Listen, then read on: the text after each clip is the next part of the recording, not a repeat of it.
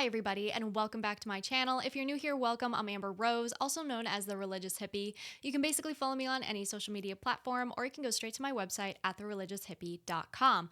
So today we are tackling an important topic that is often misunderstood, and that is navigating our mental health while staying true to our Catholic faith. Mental health is a serious issue, but the church has a lot of wisdom that we can tap into to kind of know how we're supposed to handle these things. But I also want to emphasize that I am not a healthcare professional. Take my advice with a grain of salt.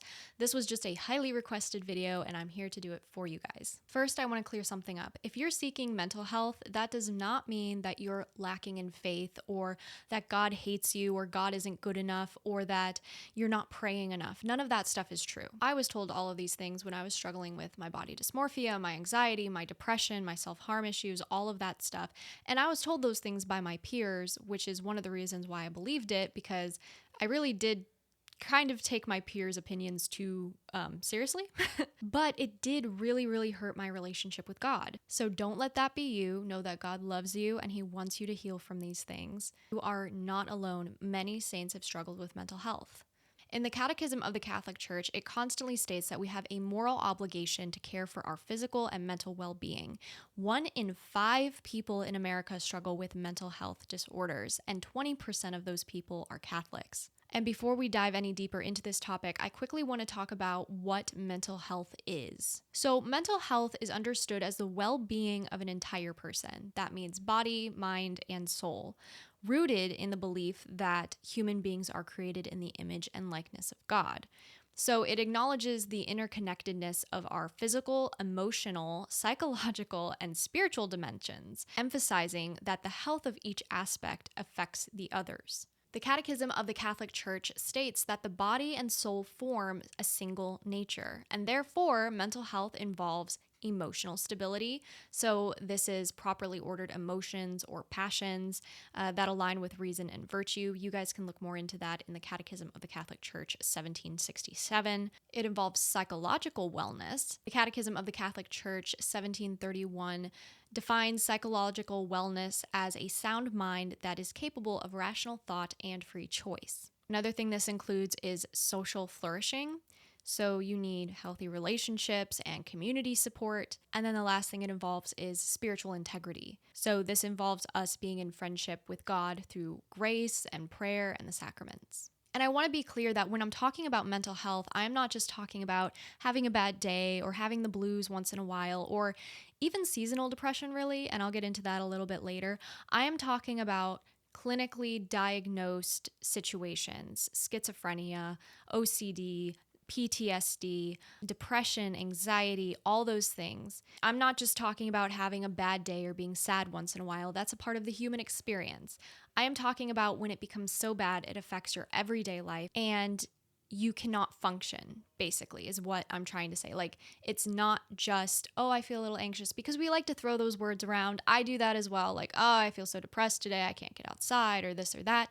But I am specifically talking about people who are struggling clinically, are diagnosed, etc. Now, I think a lot of people out there think that by getting a counselor or by getting a therapist or something that they're saying that God is not good enough. They think that maybe they just need to trust in God more, or that having a therapist and being Catholic is not compatible. Like, you can't have both, but that's not true. Sometimes you genuinely need a counselor or a therapist. However, I do believe that modern day therapy isn't always helpful, especially if they're keeping you in your trauma and they are not calling you to do better and be a better person overall. So if you've been going to therapy year after year and all the therapists do are rehash your trauma and they never push you to be better, they never challenge you, they never try to get you to be better, and now therapy has become a crutch, that's a big problem. I personally highly suggest, and I've talked about this before on my channel, the book Bad Childhood, Good Life by Dr. Laura Schlesinger. This book changed my life when it comes to any problems that I have. Not necessarily with mental health, but the things that she talks about when it comes to trauma responses and how you live out your life as an adult and the responsibilities that you have to take on as well is just phenomenal. I mean, she does a little bit of tough love. I mean, the entire book is actually tough love, I'm not gonna lie, but it's really, really important these days. I feel like we all need a little bit of tough love. And even if you didn't have a necessarily bad childhood or anything like that, there are instances in that book that have helped me so much with overcoming trauma from when I was in high school, overcoming trauma from a couple years ago, whatever it might be. And it really put things into perspective for me. So I always, always suggest that book. Now, it's also really important that if you've decided you need a therapist, that they are a Catholic therapist. You can find Catholic therapists on catholictherapist.com, catholicpsych.com, catholiccounselors.com, and divinemercy.edu. These and other resources I have linked below for you guys if you're interested, so make sure you check them out. But I often get the question, but Amber, why do I need a Catholic therapist? Oh, I'll tell you why. It is so important that you have a Catholic therapist because there are so many secular therapists that do things that go against our faith and just downright contradict it, from suggesting tarot cards to Reiki to crystals and, meditation, demonic meditation, not the rosary meditation. And many of them do not view the human person as both body and soul. Oftentimes they try to separate, which is a huge issue because, like I talked about before, what you do with your body affects your soul, what you do with your soul affects your body, right? Now, sometimes you can get a secular therapist and tell them like, hey, nope, not doing any of that mumbo jumbo, don't even suggest it, blah, blah, blah. But why even go through that struggle? Why even have to worry about that? And at the same time, they're still not going to give you the spiritual guidance that you need because they still don't have that. Even though they're not suggesting all these new age things, they still won't be able to feed your soul properly because they don't have the graces because they're not Catholic. So it's just much easier overall to get a Catholic therapist, somebody who is a devout Catholic, somebody who already understands the faith, already understands all of these things. Someone who you don't have to explain this stuff to and it's just understood. So if your therapist suggests you do things that go against your faith, they don't respect your faith, or they're constantly keeping you in your trauma cycle, it might be time to reevaluate. Now, many saints have struggled with mental illness, one of the most popular being Saint Dymphna, and even though she herself did not struggle with mental illness, her father's mental illness is why she's the patron saint of those struggling with mental illness, because he ended up killing her because of his mental illness. So Saint Dymphna is a 7th century Irish princess, and she was born to a pagan father, Damon, and her Christian mother. Now, Dymphna was raised in the Catholic faith because of her mother, but her mother died when she was very young, and her father succumbed to severe mental instability, obsessing over finding a wife who resembled his late wife. And tragically, his distorted mind turned his focus on Dymphna. Fleeing her homeland with her trusted Catholic priest, Father Gerry, Dymphna settled in Belgium, where she lived a life of charity, using her wealth to serve the poor and sick. However, unfortunately, her father did find her, and when she refused his advances, he killed her and Father Gerry. Dymphna was only 15 at the time, and that is why she is known as the patroness of those who struggle with mental illness. Another great saint is Saint John of the Cross, who wrote about finding God even in the dark night of the soul. He faced significant mental and emotional turmoil throughout his life, especially during his imprisonment in 1577. He was actually imprisoned by his own fellow Carmelites, who opposed his reforms of the order, and for 9 months he endured harsh conditions, physical abuse, and deep isolation. And during this time, he was often confined to a tiny, damp cell, which I can imagine was physically and emotionally taxing. He also faced intense spiritual desolation, questioning whether or not his work and suffering was truly for God.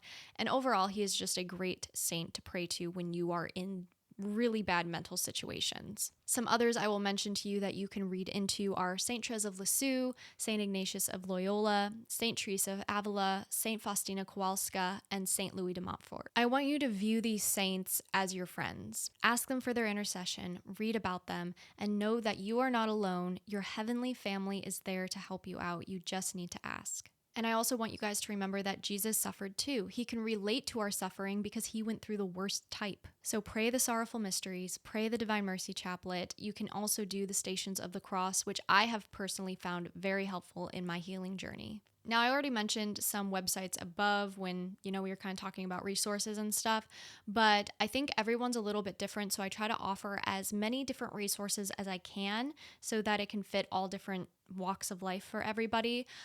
So some other resources I have for you guys are some books.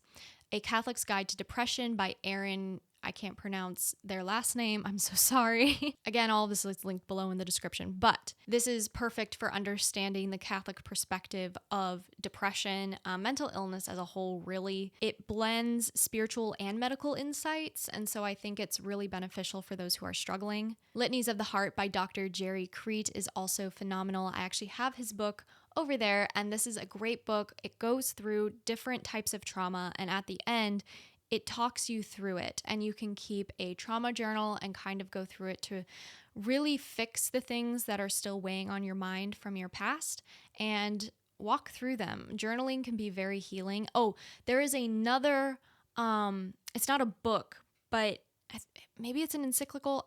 I'm not sure, but I know it's by Pope JP2, and oh my gosh, it's about suffering. I'm going to link it below in the description for you guys. It's free online, I know that, but I can't remember the name of it for the life of me. And I think it would be dumb for me to talk about mental health and not talk about exercise and, vitamin deficiencies and things like that. Now, I'm not a doctor. I don't claim to be one. Take my advice with a grain of salt. Consult your doctor, especially if you're on medications. Do your own research. You know what? Just, you know what I mean. But I also want to mention the benefits of exercise and the problems with vitamin deficiencies, specifically one vitamin. Again, not medical advice. This is just my experience. I was raised very holistically. I have never had basically any type of modern made medicine or whatever. I've always used natural resources, but that's just me. Okay? So don't come at me. This is my personal opinion. Do your own research. If you guys have made it this far into the video so far, comment Christ is King. Okay, almost everybody is deficient in vitamin D. Me personally, I take 20,000 IUs of vitamin D every single day. Except for when I feel my seasonal depression coming on, I take 50,000 IUs of vitamin D for about 3 or 4 days, and then I lower it back to 20,000 IUs. Literally works like a charm. Nothing has ever worked for me. This has worked. It is currently the middle of winter, and I have not once struggled with anything regarding seasonal depression, and that is completely different from past years. But with that, there are some tips, of course. Make sure that you are taking your vitamin D with a fat, K2, magnesium, and zinc so that it can be better absorbed into your body. And people always get worried about the whole vitamin D toxicity thing. That is very, very hard to get. Many doctors do not see it at all. It's just very, very rare, but it can occur if a person who does not have any issues absorbing vitamin D takes over 200,000 IUs of vitamin D every day for months. And it's not really because of too much vitamin D, it's really because of too much calcium. Of course, do your own research like I have. Dr. Berg is one of the doctors that I do really like getting my information from, but I get them from a plethora of different doctors, including secular doctors, Christian doctors, holistic doctors, non-holistic doctors.